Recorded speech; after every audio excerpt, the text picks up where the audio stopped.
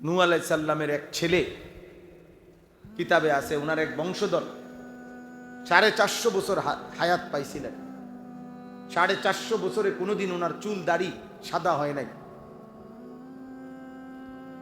কিন্তু ইন্তেকালের মুহূর্তে কিতাবে আছে শুধু মালাকুল মউত আজরাইল যখন জান কবজ করতেছিল, আমরা উর্দু মোটা কিতাবে পড়ছি, এই জান কবজের ওই 1 মিনিটে রুহু বের করার টাইমে এই শুধু মালাকুল মউতের যে জান টান দিছে রুহু, এই সময়ের কষ্টে 450 বছরের চুল দাড়ি যা কোনোদিন সাদা হয় নাই, ওই 1 মিনিটে চুল দাড়ি সাদা হয়ে গেছে।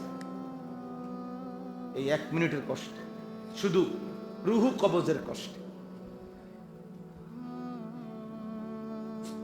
এরপরে তো কবর। আল্লাহ নবী সাল্লাল্লাহু আলাইহি সাল্লাম বলছেন, কোন নাফরমান শুধু তাকে যখন কবরস্থানে দাফনের জন্য নিয়ে যায় খাট কাঁধে করে, শুধু এই যাওয়ার টাইমে যেই ভীষণ চিৎকার করে, আল্লাহ নবী বলেন পৃথিবীর প্রথম মানুষ থেকে শেষ মানুষ একসাথে যদি দাঁড়িয়ে কোনো মাঠে শুনতো একবার নাফরমানের চিৎকার ওই লাশের খাটের মধ্যে থাইকা, আল্লাহর কসম নবী বলেন পৃথিবীর সমস্ত মানুষ একসাথে চিৎকার দিয়া বেহুশ হইয়া পড়ে যেত। ওয়ালাউ সামিআল ইনসানু লাসাইকা। নবীজির একজন বিখ্যাত সাহাবী হযরত আমর ইবনুল আস রাদিয়াল্লাহু তাআলা আনহু। আমর ইবনুল আস অনেক বড় সাহাবী। ওনার মৃত্যুর পূর্ব মুহূর্তে ওনার ছেলে, উনিও সাহাবী ছিলেন, ছেলেটাও সাহাবী, আব্দুল্লাহ ইবনে আমর ইবনুল আস। উনি জিজ্ঞেস করছিলেন, আমার কাছে আরবি কিতাব আছে, আব্বাকে জিজ্ঞেস করছে ওনার আব্বার, আব্বা আপনি নবীর একজন বিখ্যাত সাহাবী, আপনি মিশর বিজেতা। উনি মিশর বিজয় করেছিলেন ওই জমানায়, বড় যোদ্ধা, বড় সেনাপতি, বড় মুজাহিদ, জলিলুল কদর সাহাবী, অনেক মর্যাদা ওনার। ফাতিহে মিশর বলে ওনাকে, মিশর বিজেতা। আপনার এই মুহূর্তে মৃত্যুর যন্ত্রণা কেমন হইতেছে? কিতাবে লিখছে, উনি ওনার ছেলেকে বলছে, কাআন্না জিবালাদ দুনিয়া আলা সাদরি ওয়া কাআন্নী আতানাফাসু মিন সাকবিল ইবরা। হে আমার প্রিয় সন্তান, খোদার কসম আমার মনে হচ্ছে পৃথিবীর সমস্ত পাহাড়গুলো একত্রে আমার বুকের উপরে যেন চাপ দিয়ে রাখছে, আর আমি যেন শেষবারের মতো সুইয়ের ছিদ্র দিয়ে নিঃশ্বাস নিতেছি। এটা যদি নবীর একজন সাহাবী বলে, আপনি কে, আমি কে? আমাদের হালাত কি হবে আব্বা? আপনারা অনেক বোকামি করছেন। কেউ ভাবছেন চা দোকানের আড্ডা দিতে দিতে কবরে চলে যাচ্ছেন, কেউ টেলিভিশনের আড্ডা দিতে দিতে কবরে চলে যাইতেছেন আব্বা, কেউ বিড়ি সিগারেট খাইতে খাইতে কবরে চলে যাইতেছেন, কেউ এখনো সুদ কিস্তি এই হারামের মধ্যে থেকেই কবরে চলে যাচ্ছে। আহা, কেউ গালিগালাজ এই বদভ্যাস এটা রাখেই এই অবস্থাতে কবরে যাইতেছে। কেউ আপন ভাই, আপন বোন, আপন ফুফি, আপন স্ত্রীর সম্পদ অধিকার হক না দিয়েই আহা বুড়া মিয়া কবরে চলে যাইতেছে। হায় হায় হারাম কর, কি হবে কবর? কবরের থেকে বোনের সম্পত্তির বদলা কেমনে দিবেন? স্ত্রীর মোহরের টাকা কেমনে শোধ করবেন? আপন ভাইয়ের সম্পত্তি কেমনে শোধ করবেন? দুনিয়ার মামলায় না জিতছেন চালাকি করে টাকা খাবাইয়া, আপনি ক্ষমতা আছে দেখা। আখেরাত কথা বলেন, আখেরাতে তো জালেমও থাকবে, মাজলুমও থাকবে, থাকবে না? হাসরের ময়দানে এখনো না কেউ আগে মরে গেছেন, কেউ পরে মরব। আমরা কিতাবে পড়ছি, দুনিয়াতে আল্লাহ বিচার করে না কেন? দুনিয়াতে বিচার করলে ইনসাফ হবে না, কারণ দুনিয়াতে বিচার একই মুহূর্তে সবাইকে একসাথে রাখা কঠিন, বুঝেন? হয়তো জালেম আগে মরে গেছে, মাজলুম আনো রয়ে গেছে, হয়তো মজলুম আগে মরে গেছে, জালেম এখনো পৃথিবীতে রয়ে গেছে, তো বিচার করবো কেমনে? কিন্তু আখিরাত একটি নির্দিষ্ট সময়ে আল্লাহ তাআলা সকলকে একত্রিত করবেন। সেদিন জালেমও থাকবে, মাজলুমও থাকবে, উভয় পক্ষ সমান সমান থাকবে। সেদিন বাপেও থাকবে, পুতেও থাকবে। সেদিন স্বামীও থাকবে, স্ত্রীও থাকবে। স্ত্রী যদি অভিযোগ দেয় তো স্বামীটা আছে, স্বামী যদি অভিযোগ দেয় স্ত্রীও আছে। আমি যদি বলি উনি আমার উপরে জুলুম করছে, তো উনিও আছে, আমিও আছি। আল্লাহ ফয়সালা দিবে। বুঝেন নাই কথা? এই জন্য ভাই, প্রথম কথা এটা মনে রাখতে হবে, দিন শেষে, রাত শেষে 1 মিনিটের জন্য হলেও আমাদের ভাবা উচিত আমি একা, আমার ডানে বামে আসলে কেউ নাই, আমার জীবনে কেউ নেই, আমি আমার ভালো আমাকেই ভাবতে হবে, আমার গুনাহ আমাকেই ছাড়তে হবে, আমার আখিরাতের পুঁজি আমাকেই করতে। যে কয়টা টাকা আমার, এটা আমারে আল্লাহ দিয়েছে, অথচ আমার উপরে যাকাত ফরজ, আমি দিচ্ছি না।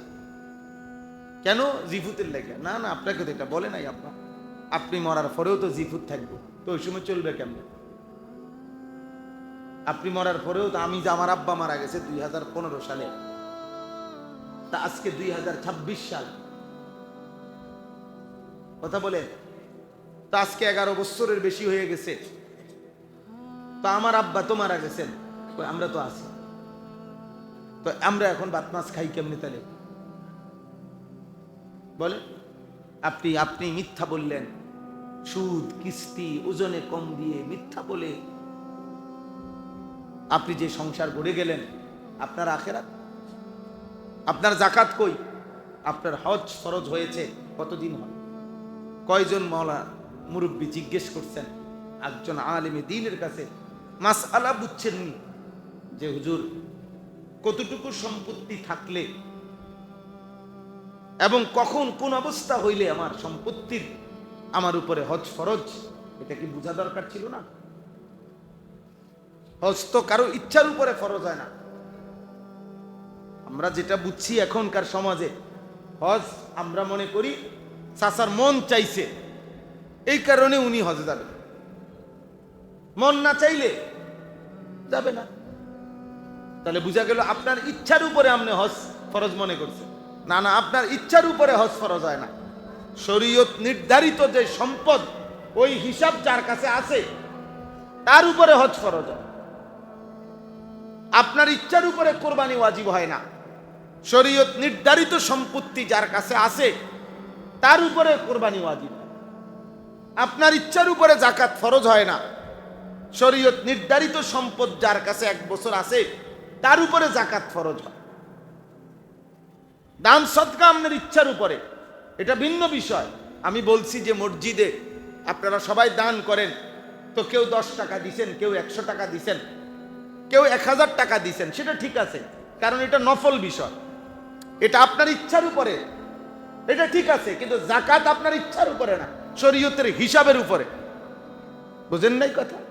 কোরবানি আপনার ইচ্ছার উপরে না, আমি চাইলে দিমু, না চাইলে দিবেন না, না না, মুসলমান আপনাকে দিতে হবে, হজ আপনাকে করতেই হবে। রাসূলুল্লাহ সাল্লাল্লাহু আলাইহি সাল্লাম বলেছেন, যার উপরে হজ ফরজ হয়েছিল অথচ সে হজ না করে মরে গেল, আল্লাহর কসম, এই মসজিদে বসে বললাম, নবীজি বলছেন ওই নাফরমান হয় ইহুদি হয়ে মরলো, নয় খ্রিস্টান হয়ে মরল। ওইটা বেঈমানের মৃত্যু হয়েছে। বেঈমান, বেঈমান মরছে, এটা মুসলমান মরে নাই। রে আপনারা যদি মক্কা শরীফ নিয়ে গিয়ে দাফন করে, আপনি মনে করেন না অমুক কবরস্থানে দাফন করছে দেখে আমি জান্নাতি। না না, শরীয়তের ভিত্তিতে আখিরাত, আমলের ভিত্তিতে জান্নাত। কোরআনুল কারীমের অসংখ্য আয়াত আছে যেখানে জান্নাতের নিয়ামতের কথা বলে আল্লাহ বলছেন, ফেরেশতারা বলবে বারবার, জাযাআম বিমা কানু ইয়ামালুন, বান্দা এ তোমার সারা জিন্দেগীর আমলের বিনিময়। তোমার আমলের বিনিময়, তোমার আমলের বিনিময়। আমি একটা উদাহরণ বলি। একজন মুসলমান, মনে করেন আপনার এই বসত বাড়ি, এটা ভিটা যেটার মধ্যে আপনি থাকেন, এটা বাদে অতিরিক্ত যে খেতে ফসলে যে জমি আছে মানুষের, এই জমি যদি কারো এতটুকু থাকে যে জমির কিছু অংশ বিক্রি করলে হজের টাকা হবে, এবং ওই পরিবারের 1.5 মাসের, মানে হজে যাইতে আসতে যে 1.5 মাস এই খরচ চলবে, আর যেটুকু জমি বাকি আছে আরো বেচে নাই, ওইটুকু দিয়েই আসলে হজের থেকে তার সংসার ওইটুকু দিয়েও চলবে। আর যদি কোনো ব্যবসাও নাই, চাকরিও নাই, বিদেশে ফুতো নাই, শুধু এতটুকু আছে, আমার বসত আছে আর আলাদা একটুক জমি আছে, আমি আরো ভাঙ্গা বলি তাহলে আপনি বুঝবেন। মনে করেন বর্তমানে স্বাভাবিকভাবে মধ্যম মানে যে কোনো কেউ হজে যাওয়ার জন্য 6.5 লক্ষ টাকা যথেষ্ট। কত লাখ টাকা? 6.5 লাখ। তাহলে ধরেন 6.5 লাখ। 1.5 মাসের বেশি প্যাকেজ দেয় না, 42, 43, 44 দিনের মধ্যে চলে আসতে হয়। তো 1.5 মাস আরই, তো 1.5 মাস সংসারের খরচে ধরে নিলাম সর্বোচ্চ 1.5 লাখ টাকা, মানে সংসারের ওষুধপত্র, বাজার সদাই, মাছ, চাল, ডাল, তেল, সাবান, এগুলো আর কি। বিল্ডিং করবেন, জমি কিনবেন, ইডি না, স্বাভাবিক যে খরচ, একটা সংসারের নিত্য খরচ আছে না, তো এই খরচ ধরে নেন 1.5 লাখ টাকা, আমি ধরলাম আর কি, কম বেশ হইতে পারে। তো কত হইল? 6.5 আর 1.5 লাখে কত হইল? 8 লাখ টাকা। এখন একজন ব্যক্তির, মনে করেন আপনার বসত ছাড়া যেখানে থাকেন, এটা বাদ দিয়া যদি এতটুকু জমি আছে যে 10 শতক, এই 10 শতকের থেকে যদি 3 শতক জায়গা বিক্রি করে, তো মনে করেন 8 লাখ টাকা হবে। 3 তিরিকা 9 লাখ, 3 লাখ টাকা করে শতক। 60 শতক জায়গা যদি বিক্রি করে 2 লাখ টাকা করে শতক, তো 4 দুগুণে 8 লাখ ধরে নিলেন। তাহলে কিসের টাকা হয়? এই হজের এবং ওই যে 1.5 মাস বছরের পরিবারের খরচের টাকা হয়। আর ওই যে আরো 6 শতক জায়গা আছে, 7 শতক জায়গা আছে অতিরিক্ত রয়ে গেল, যে দেশে আসলে আবার উনি ইচ্ছা করলে এটা দিয়েই উনার সংসারের চাল ডাল খরচের ব্যবস্থা হবে, চলবে। আর কোনো ব্যবসা নাই, চাকরি নাই, টাকা নাই, ব্যাংকে নাই, পুত বিদেশে নাই, শুধু এই বসত আছে আর এদ্দুর জমি আছে, ফসলের জমি, যে জমির কিছু বিক্রি করলে বললাম যে হজ্জের টাকা হয়, আইলে আবার ওইটা বাকিটা দিয়েও চলতে পারবে। আল্লাহর কসম, ওই ব্যক্তির উপরে হজ ফরজ, 100 বার ফরজ, 1 কোটি বার ফরজ, 1000 লক্ষ কোটি বার ফরজ। ফুদ যদি বিয়ে দেওয়া বাকি থাকে তাহলেও ফরজ, বিয়ে দিয়া সারিয়া গেলেও ফরজ। মেয়ে বিয়ে দেওয়া বাকি থাকলেও ফরজ, মেয়ে বিয়ে দেওয়া বাকি থাকলেও ফরজ। বিল্ডিং জমি না কিনলেও ফরজ, আর করলেও ফরজ। এটার লগে ওইটার কোনো সম্পর্ক নাই। ছেলের বিয়ে, মেয়ের বিয়ে, ছেলের বিদেশ বাড়ির বিল্ডিং এর সাথে হজ্জের কোনো সম্পর্ক নাই, কোনো সম্পর্ক নাই। যেই বুড়া নাফরমান এই অবস্থায় হজ না করে মরে গেল, আল্লাহর নবী বলছে ওইটা ইহুদি মরছে, নয়তো খ্রিস্টান মরেছে। সুপারিশ তোমার কোন বাফে করে তুমি হাসরের ময়দানে গিয়ে টের পাই? হ্যাঁ, এনে বইয়া বইয়া বন খায়, ওটা সুপারিশ করবে, বুঝেন না? সাদওয়ানে বইয়া বিড়ি খায় আর গপ মারে, নবী সুপারিশ করবো? তো সুপারিশের কোনো নিয়ম কানুন নাই। কথা বলেন না কেন? দুনিয়ার আদনা থেকে আদনা মানুষও কারো জন্য কোনো সুপারিশ করলে উনি 2-4 লাইন কোনো কথা শোনে না। আমি এটা জিগাইতাম না যে কিটা ঘটনা, কিটা কি সে কি কারণে সুপারিশ করতাম, কাগজপত্র আসেনি, হ্যাঁ আপনি কদ্দুর আগাইছেননি, এরকম কিছু কথা বলে কি না? বলেন না? তো আমনে বুঝি হারামের উপরে দাঁড়াবেন আর নবী সুপারিশ করবে? হ্যাঁ, আপনি বিড়ি খাইতে খাইতে দাঁড়াইবেন আর নবীজি সুপারিশ করবে, হাসতে দিয়ে নেবে নাকি? এটা নিয়ে সুপারিশ? আপনাদের বিবেকে এটা নিয়ে বলে? নবীজি সাল্লাল্লাহু আলাইহি সাল্লামের সুপারিশের কোনো নিয়ম কানুন নাই, কোনো কাগজপত্র নাই, কোনো আমলনামা দেখাইতে হবে না। কি ভাই, আহা, আমরা অনেক মুসলমান কে যে আমাদেরকে ধোঁকা দিল। সুপারিশ করবে তো 1 কোটি বার সত্য নবী সাল্লাল্লাহু আলাইহি সাল্লাম, কিন্তু সুপারিশ মানে তো আবেদন, আর সুপারিশ মানে তো আবেদন। আবেদন আবেদন মানে কি গ্রহণ, বুঝেন নাই কথা? আবেদন মানে কি গ্রহণ। তাহলে আরেকজন আবেদন করিলে আরেকজন কেউ থাকে যিনি অনুমোদন করে, তো তাহলে নবীজি করবেন আবেদন, সুপারিশ, তো অনুমোদন করবে কে? তো আল্লাহ তাআলা কোনো হিসাব কিতাব নাই, কোনো বিচার আচার নাই, তো তাহলে হাসরের ময়দানের দরকার কি? তো বিচার আচারের দরকার কি? তাহলে আল্লাহ তাআলা তো বিষয়টা অনুমোদন করবেন, তো আল্লাহ নবীজি সুপারিশে না করবেন? আচ্ছা, নবীজির সুপারিশে মনে করেন লক্ষ কোটি কোটি মানুষকে আল্লাহ মাফ করছে, কিন্তু ধরে নেন মনে করেন 100 কোটি মানুষ আমি ধরলাম হাসরের ময়দানে দাঁড়াইছে, নবীজির সুপারিশে একজন বাদে বাকি সকলকে মনে করেন মাফ করে দিছে আল্লাহ তাআলা। আচ্ছা, ভালো কথা, মাশাআল্লাহ। কিন্তু প্রশ্ন হলো, যে একজন বাকি রইছে সে যদি আমি হই, সে যদি আপনি হন, সে যদি আপনি হন, তো বাকি সব মানুষ জান্নাতে গেলে আমাদের কি লাভ? কথা বলে না? বাকি যদি সব মানুষও জান্নাতে চলে যায়, আমার কি লাভ?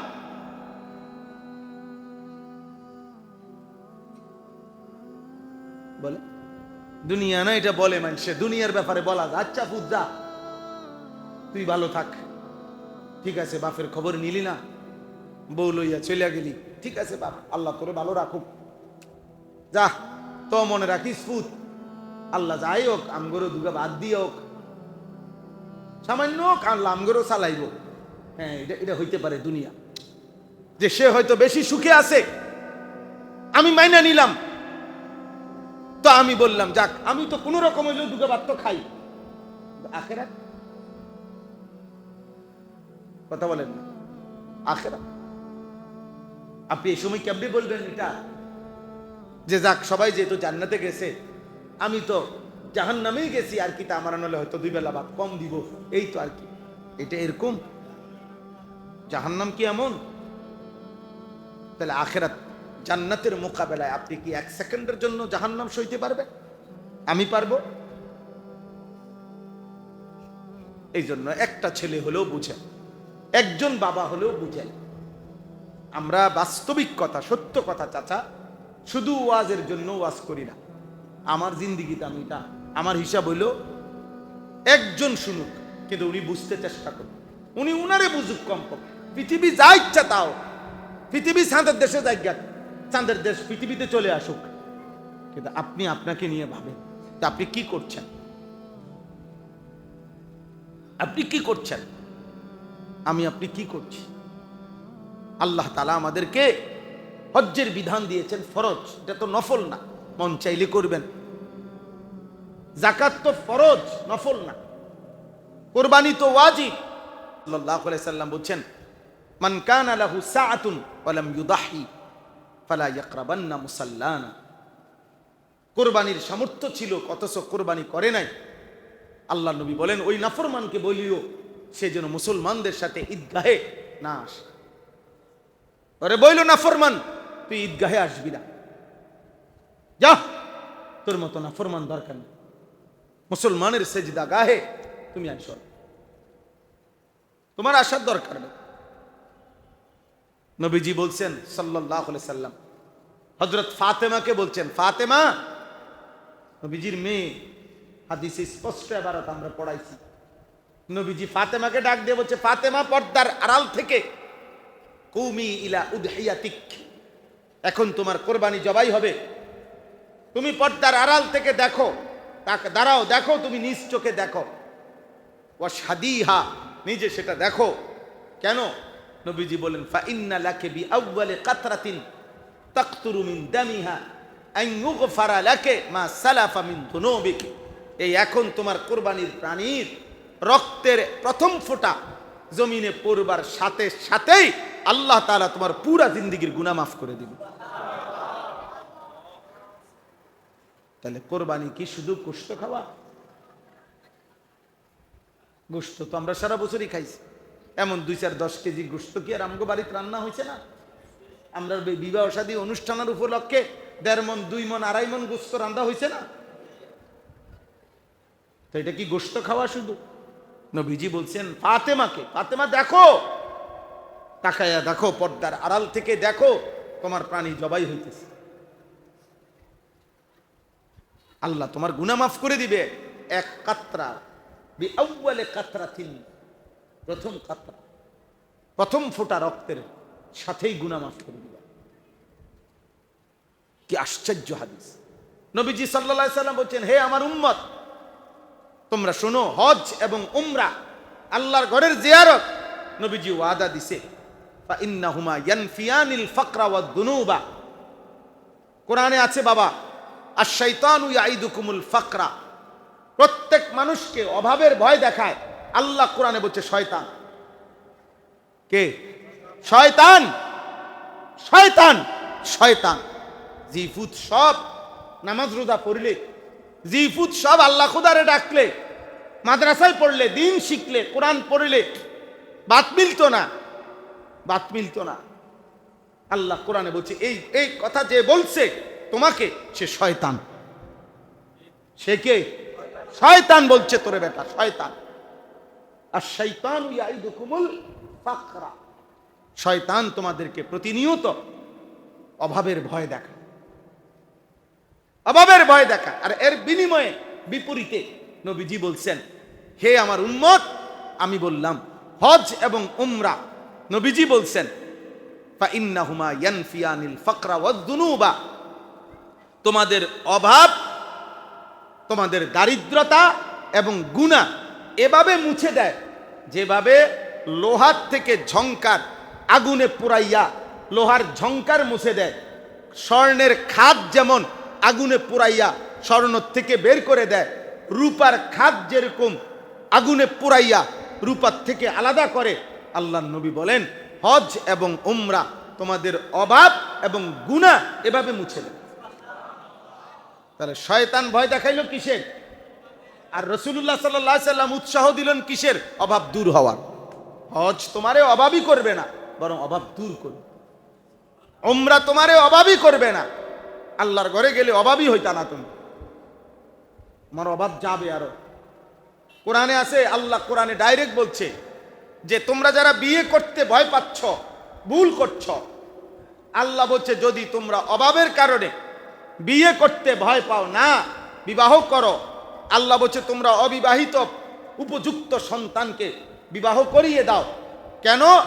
আল্লাহ নিজে সূরা নূরের মধ্যে আছে, যদি তারা দরিদ্র হয় আমি আল্লাহ ওয়াদা দিলাম, আমি আল্লাহ তাদেরকে আমার দয়ায় ধনী করে দেব। ইন ইয়াকুনু ফুকারা ফাসাউফা ইউগনিহিমুল্লাহু মিন ফাদলি। বলারে গুনাহ করতে করতে চরিত্র সারা রাত উলঙ্গ ছবি দেখে, কোনো অসুবিধা নাই। অসংখ্য মেয়ের সাথে হারাম সম্পর্ক করে, সমস্যা নাই। বিয়ে করাবে, ওই বছর প্রতিষ্ঠিত হবে, চাকরি, বিল্ডিং, দালান সব কিছু কমপ্লিট হইয়া সারলে তারপরে তার বিবাহ, সে প্রতিষ্ঠিত হইয়াল। অথচ আল্লাহ তাআলা বললেন অভাব আমি দূর করে দেব। নবীজি বললেন হজ্জের সফর তোমার অভাব দূর করে দিবে। আর উনি হলো এখনো মেয়ে বিয়ে দেই নাই, এখনো ছেলে বিয়ে করাই নাই, এখনো 2টা পুত বিদেশ পাঠাই নাই, এখনো কদ্দুর গদ্দুয়ার করি নাই। এখনই যদি হজ করে টাকা নষ্ট করে ফেলি তো ভবিষ্যতে তো অন্ধকার। ভবিষ্যতে করবে কি? ভবিষ্যতে আপনার সব কিছু বিল্ডিং হিসাব, সন্তানের হিসাব। বলেন কি পরিমাণ মুসলমান হজে যায় না, অথচ এই হিসাব করলে, এ শুধু জমির যেই হিসাবটা বললাম, এই হিসাব করলে আমাদের সমাজের কি পরিমাণ মুসলমানের উপরে হজ খরচ, বলেন না চাচা? চিন্তা করেন শুধু। মনে রাখতে হবে যাকাতের বিধান একরকম, শরীয়তের মাসআলা, কোরবানির মাসআলা একরকম, হজ্জের মাসআলা একরকম, ভিন্ন ভিন্ন, সবই সম্পদ, কিন্তু সম্পদের হিসাবের মধ্যে তিনটাই একরকম না, তিনটাই একরকম। জাকাতের হিসাবের মধ্যে ফসলি জমি এটা না দিলেও চলবে, কিন্তু হজ্জের হিসাবের মধ্যে আপনার জমি হিসাবে আসবে, হিসাবে। জাকাত 1 বছর পূর্ণ হইতে হবে টাকাটা, কিন্তু কোরবানির সময় শুধু ওই ঈদের 3 দিন শরীয়তের নির্ধারিত সম্পত্তি থাকলেই কোরবানি ওয়াজিব হবে। তো ওইটা 1 বছর পূর্ণ হওয়া জরুরি জাকাতের ক্ষেত্রে, ওই একই পরিমাণ সম্পদ কোরবানির ক্ষেত্রে 1 বছর পূর্ণ হওয়া জরুরি না, সম্পদের পরিমাণ একই। বুঝছেন আমার কথা? তা আপনি এটা যদি নিয়মিত চর্চা করতেন, নিয়মিত দিতেন, আপনি পারতেন। এখন না কঠিন মনে হয়, এখন মনে হয় কি তো এত ফেসাল কে করে না। যদি কোনো মুসলমান নিয়মিত একজন আলেমের সাথে সম্পর্ক রেখে বলতো যে হুজুর আমার এতটুকু সম্পত্তি, আমার জমি আছে এদ্দুর, আমার ব্যাংকে টাকা আছে এত, আমার স্ত্রীর গহনা আছে এদ্দুর, আমাদের টাকা আছে এত জমা, আমার জাকাত আসবে কত হিসাব করে দেন, আমার কোরবানি ওয়াজিব কিনা হিসাব করে দেন, আমার উপরে হজ ফরজ কিনা হিসাব করে দেন। এটা যদি প্রত্যেকের সুবিধা মতো একজন আলেমের কাছ থেকে বুঝে নেয়, তাহলে কি বিষয়টা কঠিন? বলেন না খুব কঠিন কিছু এটা? তো আপনি বুঝে নেন, আপনি বুঝে নেন না। ওই যে টাকার বিষয় মূল সমস্যা তো এরা, ওনারা তো শয়তান প্রতিদিন বলে দিচ্ছে টাকার বিষয়ে আলাপ করতে গেলেই টাকা খোয়া এলে তৈব, অভাবে পড়ে যাবে, অভাবে পড়ে যাইবা, অভাবে। অথচ আল্লাহ তাআলা বলেন অভাবের ভয় দেখায় মূলত কে? শয়তানে অভাবের ভয় দেখায়। আজকে এখন হজ্জের মৌসুম, এখন কুরবানির মৌসুম, আপনাদের কাছে এই জন্য গুরুত্ব দিলাম। একটা সহজ হিসাব শুনেন, একজন মুসলমানের কাছে কোরবানির ঈদের 3 দিন, কোরবানির ঈদের দিন ফজর থেকে তৃতীয় দিন মাগরিব পর্যন্ত যার কাছে তার নিত্য প্রয়োজনীয় সংসারের যে খরচ তার অতিরিক্ত 52.5 বড়ি পরিমাণ রূপার দাম সমপরিমাণ টাকা মূল্য আছে, তার উপরেই কোরবানি ওয়াজিব। 52.5 বড়ি রূপার দাম 1,90,000 টাকা। এই পরশুদিন জিজ্ঞাসা করছে, আরো একটু কম বেশও হইতে পারে, 10-20 হাজার কম বেশ হয় কখনো, 1,90,000 নয়তো 2 লাখ, নয়তো আরো একটু কম। কথা বুঝছেন কিনা? তাইলে আপনি চিন্তা করে দেখেন, 1,90,000 টাকা আমি ধরে নিলাম, এই 1,90,000 টাকা 52.5 বড়ি রূপার দাম, কম বেশি হইতে পারে, যার যার জায়গার থেকে জেনে নিলেই হলো। ওই পরিমাণ টাকা যার কাছে অতিরিক্ত আছে, এখন মনে করেন যে ছেলেটা বিদেশ থেকে টাকা পাঠাইলো বাড়িতে 30,000 টাকা, বাপ্পার নামে কোরবানি দিচ্ছে, মানে ঘরের মধ্যে সংসারের মধ্যে কোরবানি হইছে। হ্যাঁ গো, হিসাব হইলো এটা। আমাদের গ্রামগঞ্জে আপনাদের হিসাব করছেন আপনারা, ফ্যামিলির মধ্যে কোরবানি হইলে হয়েছে। না না, কোরবানি ফ্যামিলির উপরে ওয়াজিব হয় না, মানুষের উপরে ওয়াজিব হয়। কথা বোঝেন না আপনি? কোরবানি কি ফ্যামিলির উপরে কি হয় নাই, কোরবানি হলো সম্পদ আছে যার কাছে তার উপরে ওয়াজিব হয়। এবারে সে কি বিবাহিত না অবিবাহিত এটা দেখার বিষয় না, সে কি সংসারে এক লগে নাকি ভিন্ন ভিন্ন, তারা কি চারো ভাই এক ঘরে খায় না আলগা ঘরে খায় এইটা দেখার কিছু না, তারা কি বাপের লগে একসাথে নাকি ভিন্ন ভিন্ন, খোদার কসম এটা কোনো বিষয় না। ফোলাটা বিয়ে করছে না বিয়ে করে নাই এটাও কোনো বিষয় না। কোরবানি হলো সম্পদের হিসাব। তাহলে এখন বিদেশের ছেলেটা মনে করেন ওই বিয়েও করে নাই, ধরে নিলাম বাড়িতে টাকা পাঠাইছে 30,000, তো তার বাপের নামে মার নামে কোরবানি হয়েছে, ভালো, বাপ মার কোরবানি সে সহযোগিতা করছে, সে তো সারা বছরই দান করে, মা বাবারে হাদিয়া দেয়, টাকা পাঠায় বাড়িতে, তো এখনো দিছে, বাপ মার খেদমত করতে হবে না, তো করছে। কিন্তু প্রশ্ন হলো তার কাছে তো ব্যাংকে তার নিজস্ব ফান্ডে 1,90,000 টাকা তার আছে কিনা? কথা বলে না। বিদেশি ছেলেটার কাছে এরকম পরিমাণ টাকা সচরাচর থাকে কিনা? তো থাকলে তার উপরে কোরবানি ওয়াজিব নেই। কথা বলেন, তো তার কোরবানি কই? তার কোরবানি আদায় হলো কই? ওটা তো বাপের নামে না হইল, ওইটা তো মার নামে না হইল, ওর কোরবানি কোথায়? 4 ফুট একসাথে খায় সংসার বাপের লগে, এখনো একজন ঢাকা, একজন কুমিল্লা চাকরি করে, একজন বাইত কাম করে, মনে করেন সবারই আয় আছে, ও মিল্লা টাকা দিছে, তুই 15,000 দে, তুই 10,000 দে, আচ্ছা তুই ঠিক আছে তুই ছোট ভূত 12,000 দে, সব মিলাইয়া টাকা 30,000 মিলাইয়া 40,000 মিলাইয়া তার মার নামে কোরবানি দে, তার বাপের নামে কোরবানি দিছে, সবাই মিল্লা গোস্ত খাইছে, এটা নিয়ে কোরবানি? এটা শরীয়ত? এটা নিয়ে ইসলাম? এমনি দেয় না তো? বলেন, আপনি বলেন, আমি তো এটাই বলতে চাই চাচা, এভাবেই তো দিচ্ছেন আপনারা। তো তাহলে এই ছেলেটা যে ঢাকা চাকরি করে, তো তার কাছে যে 1,90,000 টাকা তার কাছে জমা আছে, তো তার উপরে আলাদা কোরবানি ওয়াজিব না? ওই ছেলেটার উপরে আলাদা কোরবানি ওয়াজিব না? তো হের কোরবানি কই?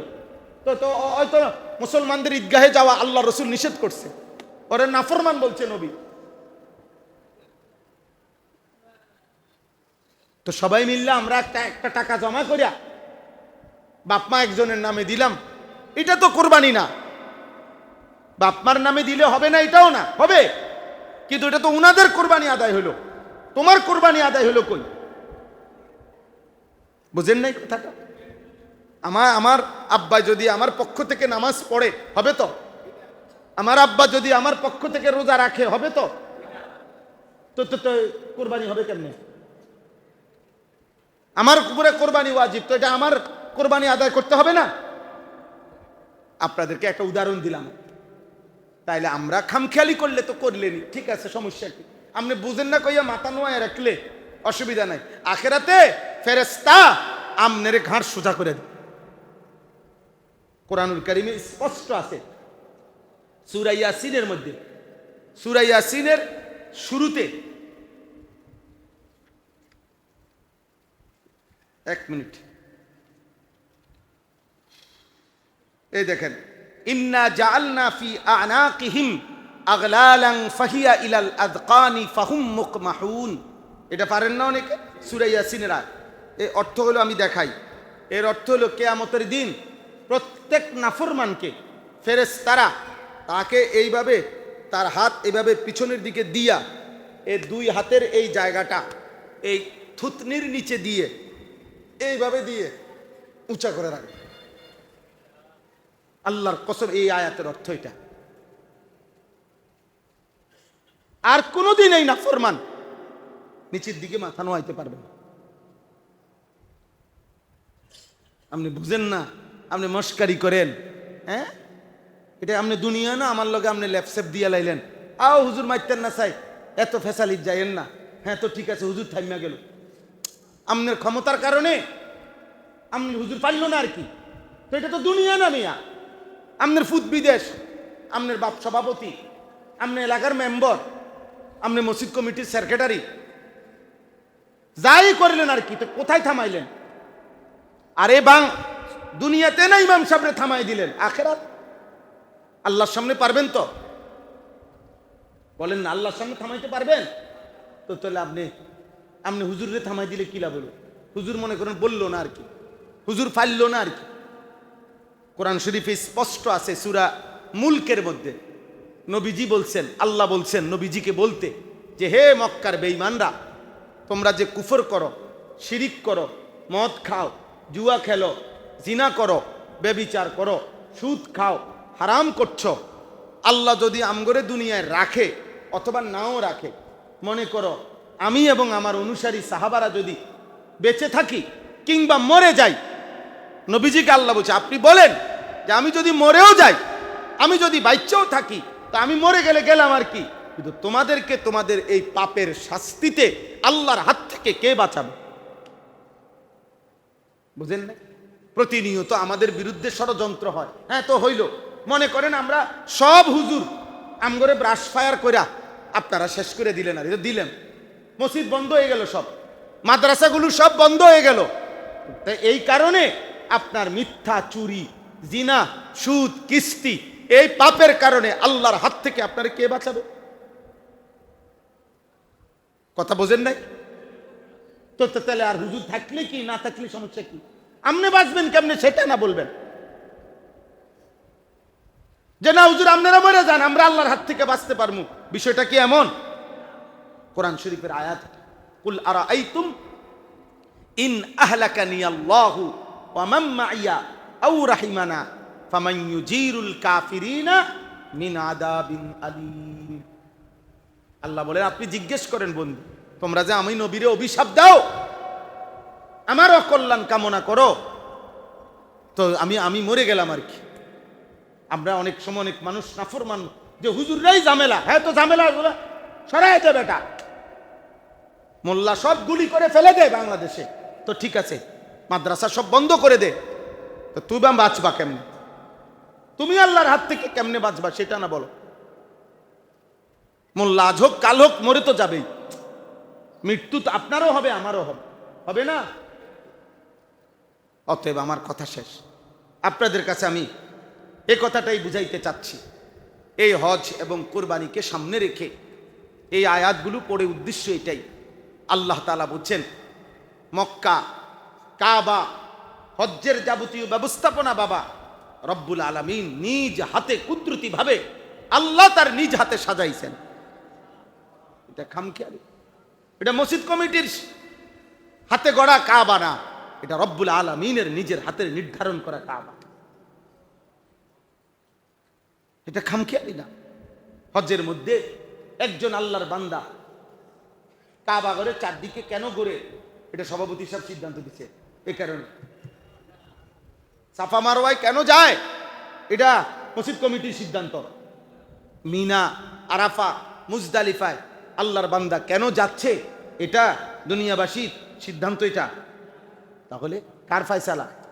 আল্লাহ বলেন বান্দা হজ্জের পুরা বিষয়টা আমি নিজ হাতে সাজাইছি, এটা আমার ফয়সালা, আমার একক সিদ্ধান্ত। এই কথা এখানে আছে।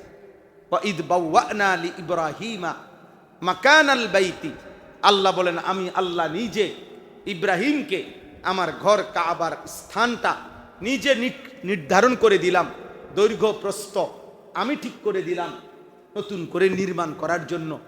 নির্মাণ করা শেষ হওয়ার পরে আমি আল্লাহ বললাম ইব্রাহিম তুমি তিনটা কাজ করো। এক, আল্লাহ তুশরিক বি শাইআ, খেয়াল রেখো তুমি এবং তোমার অনুসারী কিয়ামত পর্যন্ত কারো দ্বারা যেন আমি আল্লাহর সাথে শিরিক না হয়। এক নাম্বার খেয়াল রাখবা জীবনে যেন কি না হয়, বলেন না কি না হয়। দুই, ও তাহকির বাইতিয়া লিত্তাইফিনা ওয়াল কাইমিনা ওয়ার রুকআইস সুজুদ, আল্লাহ বলে শোনো আমার এই ঘরে আইসা কেউ তাওয়াফ করবে চারদিকে, কেউ এই ঘরের মধ্যে রাত জেগে অবস্থান করবে, ইবাদত করবে, কেউ রুকু সেজদা দিবে মানে নামাজ আদায় করবে। তো এতেকাফ, তাওয়াফকারী, অবস্থানকারী, নামাজ আদায়কারী প্রত্যেকের জন্য তোমার দ্বিতীয় কাজ আমার এই ঘরকে পবিত্র রাখো, বাহ্যিক নাফাক ময়লা থেকেও, আভ্যন্তরীণ শিরিক কুফুর থেকেও পবিত্র রাখো। কয়টা হলো? দুইটা। তিন নাম্বার ওয়াআযিন ফিন্নাসি বিল হজ, হে ইব্রাহিম আমার এই ঘরে পৃথিবীর সমস্ত মানুষকে ঘোষণা দাও ওরা যেন হজ করতে আসে, হজ করতে আসে। ইব্রাহিম আলাইহিস সালাম বললেন কাইফা উনাদি, আয় আল্লাহ আমি কেমনে ডাকবো সব মানুষকে, আমি কই মানুষ কই, আমি আছি এখানে সীমিত জায়গায়, আপনার বান্দা কোথায় কে আছে, আমি এত দূর দূরান্তে আওয়াজ পৌঁছাবো কই? আর সব বান্দা কি আর এখন আছে? ওরা তো সব আসবে আস্তে আস্তে, এই পৃথিবীতে সবাই তো আর এখন জন্ম নেয় নাই। তো আপনি যদি বললেন আমি সবাইকে বলতাম, আর সবাইরে বলবো কেমন? আল্লাহ তাআলা বললেন না দি আলাইয়াল বালাগ, আজ তুমি ডাক দিয়ে দাও, তুমি এখন আজান দাও, কিয়ামত পর্যন্ত কে কে আসবে সবার কানে আমি পৌঁছাবো, আমি দেখব। ইব্রাহিম আলাইহিস সালাম আবু কুবাইস সাফা পাহাড়ের পাশে দাঁড়িয়ে ঘোষণা দিছেন, হে দুনিয়াবাসী, হে পৃথিবীর মানুষ, তোমাদের আল্লাহ তোমাদের ঘর বানিয়েছেন তোমাদের জন্য। ইন্না রাব্বাকুম বানা বাইতান, তোমাদের রব একটা ঘর বানিয়েছেন।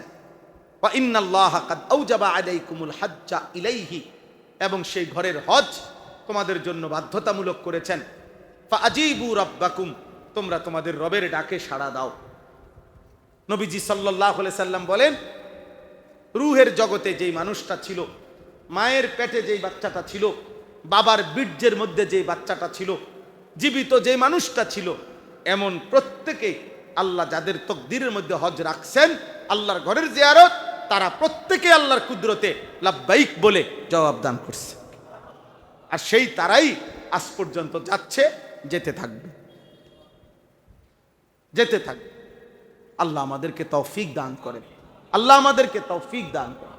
আমার বাবা, আমার ভাই, আমার বন্ধু, প্রত্যেকের কাছে, এই কিশোর ভাই, যুবক ভাই, তোমাদের কাছেও আব্বা, আমরা মুসলমান, আমরা মোমেন। খোদার কসম বাপ, এক মোমেনের জীবনের স্বপ্ন কাবা, মোমেনের জীবনের স্বপ্ন মদিনার রওজা। যে চোখ আল্লাহর ঘর দেখবে না, এই চোখ বাকি দুনিয়া দেখারই কি দরকার? যে চোখ মদিনার রওজায়, রাসূলুল্লাহ সাল্লাল্লাহু আলাইহি ওয়াসাল্লামের রওজায় আত্থারের সামনেই গেল না, আরে বেটা তোর আর চোখের কি দরকার ছিল? বেটা চোখের কি দরকার ছিল? ওই চোখ না দেখলেই চলতো। এক সাহাবী আব্দুল্লাহ ইবনে যায়েদ ইবনে আব্দ রব্বিহি, আমরা কিতাবে স্পষ্ট করছি, নবীজি যেদিন ইন্তেকাল করছে সেদিন এই সাহাবী খেজুরের বাগানে কাজ করতেছিলেন।